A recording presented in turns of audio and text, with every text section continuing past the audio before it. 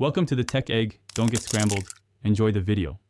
You begin by prepping your Dart Goblin for immediate impact. You place it behind a tank or building so it survives initial trades. Once done, focus on position and timing. Its range and attack speed matter more than raw health.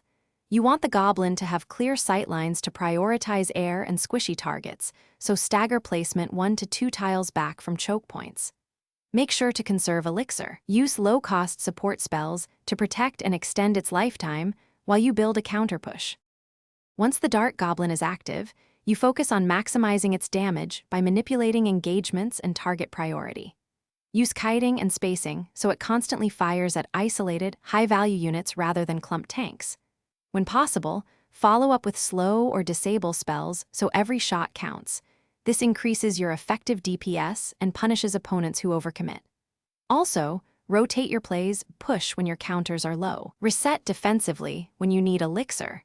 This balance preserves your Goblin you finish by converting accumulated chip damage into a decisive strike. Commit your Dart Goblin with supporting units only when tower health and elixir trade favor you. Make sure to calculate trades so you don't overcommit.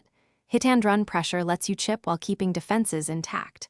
If your Goblin is repeatedly ignored or sniped, reposition or swap lanes to create new threats and pair it with splash support to handle swarms. If things go wrong, reposition immediately and add a counter to prevent hard counter shutdowns. Thanks for watching. Consider subscribing if I helped unscramble your problems.